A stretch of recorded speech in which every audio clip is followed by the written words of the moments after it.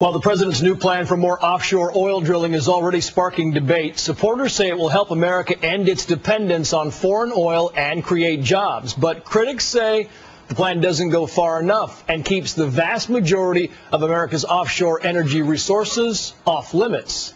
Now, a fair and balanced debate. Patrick Creighton is with the Institute for Energy Research and American Energy Alliance. He's also the former press secretary for Republican Congressman John Pedersen of Pennsylvania.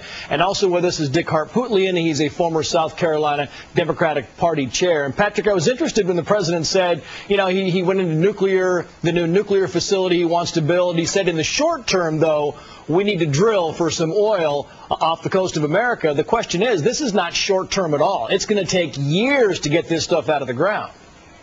Well, Trace, what the president announced today, he did not lift the moratorium. He did not open up any new lands. In fact, I'd argue to the opposite.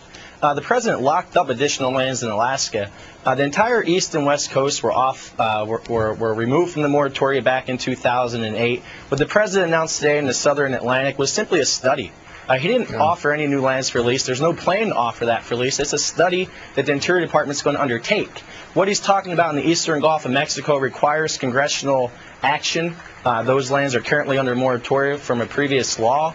So tons and tons of environmental review. I get it. You see where he's going with this, don't you, Dick? I mean, the bottom line here is that Republicans are going to say, look, the president is just trying to sweeten the pot here. He's going to give us a little bit of this, and in return, he wants to get this cap and trade, this climate change bill through Congress.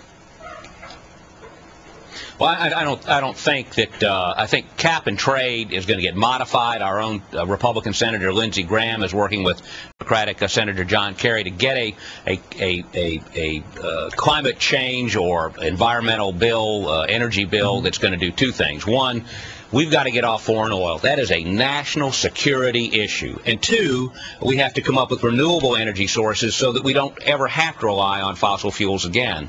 And that's the goal. Now, this step, how big or small it is, really shouldn't be the debate.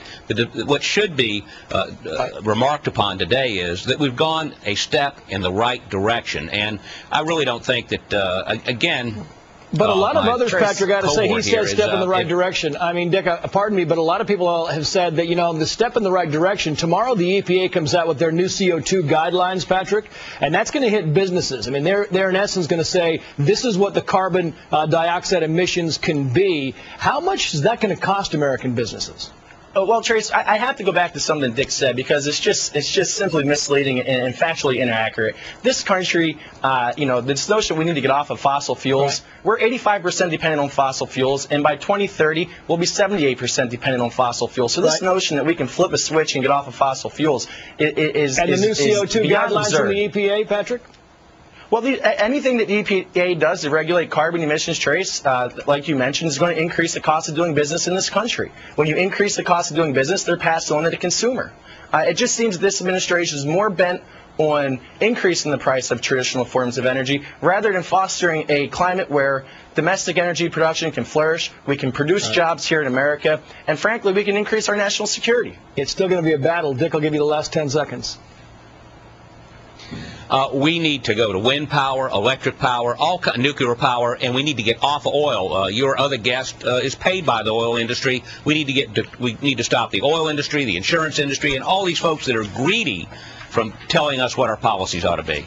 Dick Harpootlian. That's actually inaccurate, Dick. I received my paycheck Creighton from the Institute for Energy Research. We are out of time. Gentlemen, thank you both. Funded by the oil industry. Still out of time. Thank you again, both.